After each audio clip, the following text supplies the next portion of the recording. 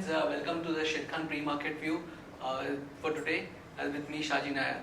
Firstly, a quick recap on how the global markets fared yesterday. Starting with the Asian indices, the Nikkei was flat, whereas the Hang Seng was about 0.3% in the red. Back home, Nifty started on a flat note, but gained strength towards the course of the day and managed to close 33 odd points higher, around 8127 levels. Among the top gainers on the Nifty, there was Lupin and Idea. Whereas on the top losers, we had HCL Tech, Hindalco and Tata Motors. With respect to the flows, the FIs went negative to the tune of 190 crores, whereas the DIs went negative to the tune of 242 crores. So this is the provisional data that has come along.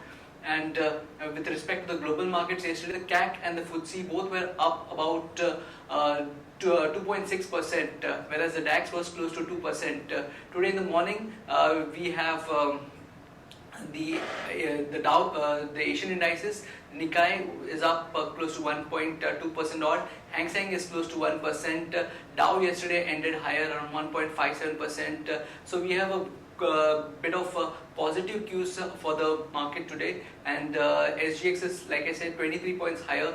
So we may see a positive start in the morning. That's it from the pre-market view. We'll move on to the derivative update. Good morning friends, we'll give analysis on derivatives. Yesterday's trading session, where we have seen Nifty, after seeing a sharp fall in last two trading sessions, yesterday's trading session was mainly bit some kind of a relief rally which was seen by market participants.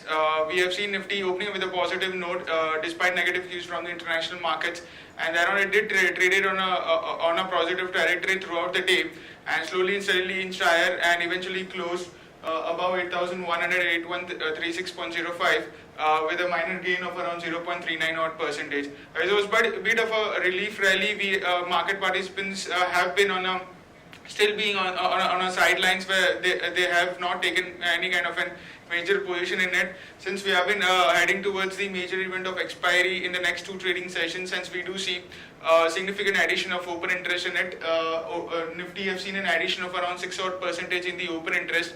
While on the cost of carry front, since there are only 2 days left for the expiry, and we see such a huge jump in such a huge percentage of cost of carry, which saw an increase from 14.88% to 18.41%, indicating majority of the addition which was seen in yesterday's trade was on the longer side. While on the put call ratio have also increased by 2 odd basis point in line with the market going up, it was quite obvious put call ratio also increased in line with it, since it has a direct relation between the put call ratio and the market, and has seen a 2 basis point jump from 1.05 to 1.07, and volatility index have cooled off post the event from 18.53. We have seen 4 to 5% dip in the volatility index, settling at 17.73 odd levels.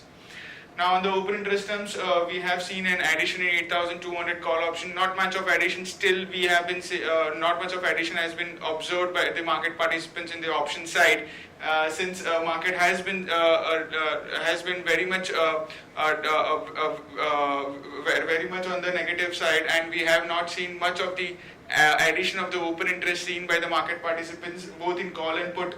8,100 put option have also seen a minor addition of around 19 to 20 odd percentage. So all in all, in today's trading session, since yesterday we did mention about the call writing taking place at 8,100 call option, we have seen an unwinding in 8,100 call option of 6 odd percentage, and market was been able to conquer that territory of 8,100 and has been quite managing to hold on to its gains. While in today's trading session, there are two main parameters to watch out: the activity of 8,100 put option and the activity of 8,200 call options. Since we do see an unwinding any of the strike price, the market could be seen in that direction for the next two trading sessions which are left for the expiry. There are 5 securities in band period for today's trade, that is CET Limited, RCOM, HDIL, DLF and Indiabulls Real Estate. On the FIs front, in index futures, there were net sellers by around 792 odd crores, and the open interest of FIs in index futures went up by around 4 to 5 odd percentage, indicating some kind of a short addition by FIs was observed by in yesterday's trading session. In index options, they were net biased by 1403 odd crores, Stock futures net sellers by 309 odd crores and stock options net sellers by 35 crores only. The market level of 5 days we have stands at 8163 with a lower range at 8000, which is the highest good base, and higher range at 8163. SX Nifty is trading positive, it's up by 28 odd points and could open well above where around our VWAP level of 8160. So it's been quoting at 8160, and our market could also open on a positive note, taking cues from the SX Nifty. That's it from derivatives. Thank you. Now, friends, let's look at the equity trading ideas for today. On our first trading idea, we have DLF. KP Singh, the promoter of DLF, is to infuse around 10,000 crore into the company in a two-step transaction, and also the family plans to sell close to 40% of its stake in DLF Cyber City Developers for a consideration of 12,000 to 13,000 crore. So this is, we believe, is positive for the company, and one can go long on DLF, keeping a stop loss at 130.8 for an upside target of 137.5 and 140.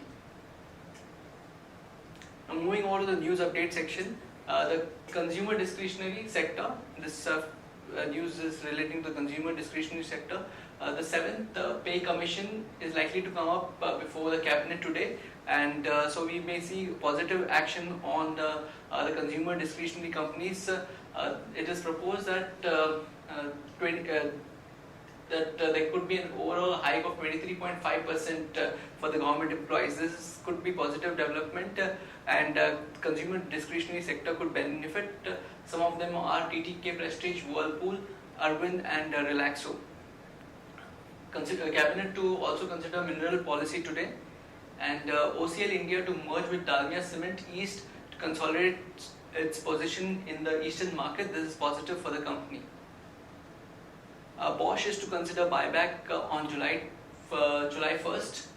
Then JSW Steel plans to raise up to $2 billion from foreign investors. Coal imports has fallen by 5% in April-May, and Adani has tied up with Macquarie for foray into NBFC. Market Alliance creates a pledge of 17.58% promoter stake. And ICICI Prudential Life Insurance will launch its 6,000 crore IPO by September. And today we have Quest Corp's IPO that will kick off. It's a 400 crore IPO, and the price band is around 310 to 317 with a face value of rupees 10 each. Then Hyster Bioscience board is to meet today to discuss on the QIP issue. Religare Finvest acquires ABG Shipyard's pledged shares to take 24.49% stake. Then Arcel has acquired 19.05% stake in Shakti Sugars. And ILNFS has increased stake in Noida Toll from 25.35 to 26.37% at rupees 23.5 per share. And Lokesh Machines allots shares to promoters and non-promoters on a preferential basis. Aegis Logistics increases stake in C lot containers to 91.4%. Shobha to launch Shobha City first luxury apartment project in Delhi, National Capital Region. Then India Bull Housing Finance to raise rupees 625 crores.